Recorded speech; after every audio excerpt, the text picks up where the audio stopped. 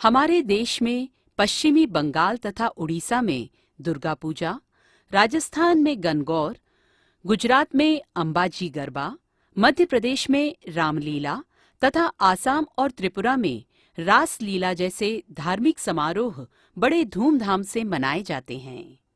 इन समारोहों में पूजा का स्वरूप जो भी हो, पर मुख्य उद्देश्य यही रहता है कि लोगों के मन में आस्तिकता, आध्यात्मिकता और धार्मिकता के प्रति रुचि जागृत हो। इन दिनों जो माहौल चलने वाला है, आने वाले समय पर्व है, वो नवरात्रि पर्व है। और नवरात्रि पर्व में आप देखेंगे कि सारे देश में पूरब से पश्चिम तक, उत्तर से दक्षिण तक कोई ना कोई किसी न किसी ढंग से अनुष्ठान क्रम चलता है, पूजा क्रम चलता है कि समारोह से मन में उल्लास आता है और उल्लास को क्रिया में परिवर्तित करने में आसानी होती है। जिसमें किसी में उत्साह आ जाए तो आप उसमें उसकी ग्रहणशीलता भी बढ़ जाती है और फिर वो कुछ सामान्य से ज़्यादा कर भी ले जाता है। कहीं ना कहीं वो उल्लास फूट पड़ता है, वो उमंग उठती है, लगता है प्रकृति धकेल रही है प्रत्येक व्यक्ति को, माँ दुर्गा के पास जाने के लिए प्रेरित कर रही है, देवी देवताओं की पूजा के लिए प्रेरित कर रही है। ऐसा प्रकृति में परिवर्तन आता है। और हम ये सब जानते हैं कि प्रकृति में ऋतुओं में जो परिवर्तन आता है वो सूर्य के कारण आता है। और तिथियों की गणना चंद्रमा के आधार पर की गई है। सूर्य और चंद्रमा तिथि बनाते हैं और सूर्य ऋतु बनाती है। तो सूर्य का भी अपना प्रभाव है, ऋतु का अपना प्रभाव है और तिथि का अपना प्रभाव है। यदि हम देखें तो सूर्य हमारे आत्मा का परिचायक है और मन का परिचायक चंद्रमा है। इसलिए आत्मोत्थान के लिए मन बेचैन हो उठता है। अब ऐसे में किसी का मन जरा कमजोर पड़ जाए और ढलान पड़ जाए तो रोग, शोक और पतन का मार्ग भी पकड़ सकता है। इसलिए ऋषियों ने कहा, नवरात्रि के समय में जो उमंग और उत्साह पैदा प्रकृति में है, अंतरात्मा में है, परमात्मा की शक्ति में है, मूल प्रकृति में है, तो मानव की प्रवृत्ति में भी ऐसी संभावनाएं होनी चाहिए। यदि बिगाड़ के रास्ते पर चला गया तो बिगड़ता चला जाएगा, असुर बन जाएगा।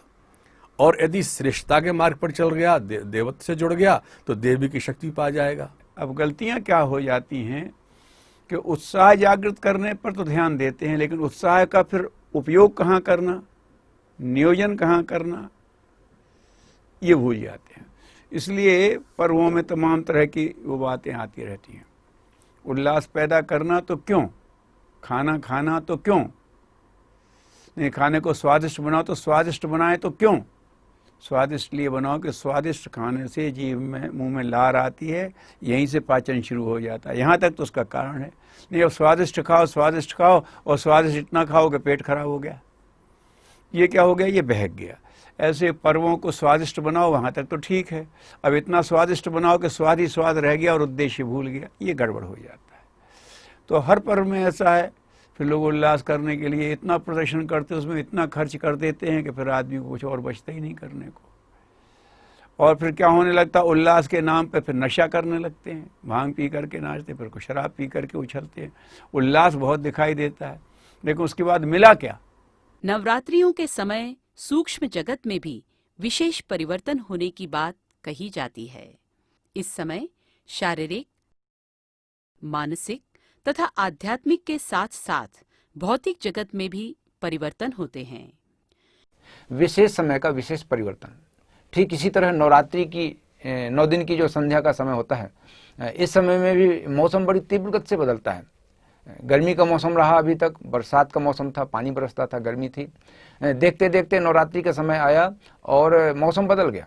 गर्मी धीरे धीरे समाप्त हो गई और सर्दी का मौसम आ गया। लोगों के गर्म कपड़े निकल के आ जाते हैं, स्वेटर का, रजाई का, कंबल का समय आ जाता है। देखते देखते 9 दिन के अंदर, 10 दिन के अंदर ये वातावरण में ये परिवर्तन हो गया। हाँ, ये विशेष समय है, विशेष समय के विशेष परिवर्तन। हमारे ऋषियों ने कहा है कि सामान्य समय में हम सामान्य कार्य करते हैं, सामान्य उपलब्धियां मिलती हैं। विशेष समय में हम कुछ अलग ढंग से कार्य करेंगे तो उसकी विशेष उपलब्धियां होंगी। सामान्य समय में मनुष्य प्रार्थना करता है, उपासना करता है, भगवान का भजन करता है, इसको हम इस उदाहरण से समझ सकते हैं कि सामान्य धरातल में रहने वाला मनुष्य ऊपर उठने के लिए, ऊंचा उठने के लिए सामान्य समय में ऊपर देखता है, आवाज़ लगाता है, कोई मुझे ऊपर उठा लो, कोई मुझे आगे बढ़ा दो, भगवान से, देवी देवताओं से प्रार्थना करता है आगे बढ़ने के लिए, ऊंचा उठने के लिए। सामान्य समय में सामान्य प्रार्थनाएं होती रहती हैं, लेकिन जब विशेष समय आता है तब ऊपर से भगवान आवाज़ लगाता है, नीचे की ओर झांक करके कोई ऊपर आना चाहता है, क्या आ जाए कोई, मैं उसे ऊंचा उठा दूं। अर्थात थोड़ा सा प्रयास करके भी हम उस समय बड़े अधिक लाभ ले सकते हैं। अपने अंदर एक बड़ा परिवर्तन करना है, तो परिवर्तन तब होगा जब परिवर्तन का माहौल हो। परिवर्तन का माहौल कब होता है? जब प्रकृति अपने आप में करवट बदलती है। तो ये नवरात्रि साधना साल में 2 दफ़े 9-9 दिन की गई है, और ये तब की गई है जब गर्मी सर्दी की तरफ जा रही है या सर्दी गर्मी की तरफ आ रही है। शरीर भी हमारा स्वस्थ रहे और मन भी स्वस्थ रहे। तो शरीर के स्वास्थ्य की दृष्टि से देखते हैं तो कहीं ना कहीं उपवास जोड़ दिया है, व्रत और उपवास। व्रत शब्द में प्रतिज्ञा भी आती हैं और कड़े अनुशासन भी आते हैं, भूमि शयन करना, जप करना आदि आदि। और उपवास में 2 बातें छिपी हैं, एक भूखा रखना शरीर को, कम से कम खाना देना, या ऐसा फलाहार, दुग्धाहार, छाछ आहार, ऐसे आहार देना जिनसे शरीर के विकार बाहर निकल सके।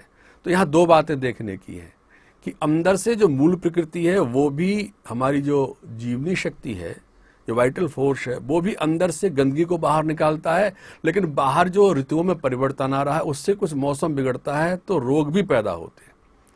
तो अगर इस समय सावधानी न बरती जाए तो रोग हमें घेर लेते हैं, प्रायः देखा गया है। संधि काल का मतलब होता है विशेष समय। एक सामान्य समय होता है, सामान्य समय में सामान्य परिवर्तन होते रहते हैं, सामान्य रूप से सभी तरह के कार्य किए जाते रहते हैं। लेकिन एक विशेष समय होता है, विशेष समय में बड़े व्यापक परिवर्तन होते हैं, पूरे क्षेत्र में बड़ी तीव्र गति से परिवर्तन होता है। और विशेष समय के लिए हमारे ऋषियों का निर्देश है कुछ विशेष कार्य है। अगर आप ध्यान दें, जो थोड़ा बिगड़ रहा है, काम वासना की ओर अगर जरा भी रुझान हो जाए तो लगता है किसी ने फोर्स देकर के धकेल दिया है, अगर इसको रोका नहीं गया तो ऋषियों ने इसको बांध दिया ब्रह्मचर्य से। अगर यहीं नहीं रोकते, बसंत में एक उल्लास होता है, इस समय भी एक उल्लास होता है, और ये उस ओर प्रेरित भी करता है। काम बीज भी शक्ति का माना गया है, कामाख्या वो भी वही उसी का रूप है। इसमें ज़्यादा चर्चा न करके इस बात को हम जान रहे हैं कि इसका आध्यात्मिक स्वरूप इतना गहन है कि जिस पर चर्चा करके ये बात स्पष्ट की जा सकती है कि जो अपने पिंड में घट रहा है वो ब्रह्मांड में भी घट रहा है, बाहर जो घट रहा है वो अंदर भी घट रहा है। एक उदाहरण से हम समझ सकते हैं, जैसे साइकिल की यात्रा हमको करनी हो, सामान्य समय में हम सामान्य रूप से साइकिल की यात्रा कहीं भी कर सकते हैं, कभी भी कर सकते हैं। लेकिन जिस दिशा में हम जा रहे हैं उसी दिशा में यदि हवा का प्रवाह हो तो हमारी साइकिल की यात्रा बड़ी सुगम हो जाती है। बहुत कम श्रम करके, कम मेहनत करके हम अच्छी लंबी यात्रा कर सकते हैं, बड़ी आसानी से कर सकते हैं। और यदि हवा उल्टी चल रही हो तो वही साइकिल की यात्रा हमारे लिए बड़ी कष्ट साध्य हो जाएगी। नवरात्रि का समय, संधि काल का समय, या युग वेला का समय ऐसा महत्वपूर्ण समय है कि अगर साधक थोड़ा सा भी संयम बरते, थोड़ा सा भी अपने स्वास्थ्य का ध्यान रखे, थोड़ा सा अपनी दिनचर्या का ध्यान रखे और अपने नियम संयम का ध्यान रखते हुए थोड़ी सी उपासना कर ले, थोड़ा सा भगवान का भजन कर ले, ध्यान कर ले, तो निश्चित वो बड़े अद्भुत लाभ प्राप्त कर सकता है। अपनी पूंजी का सर्वस्व दान किया,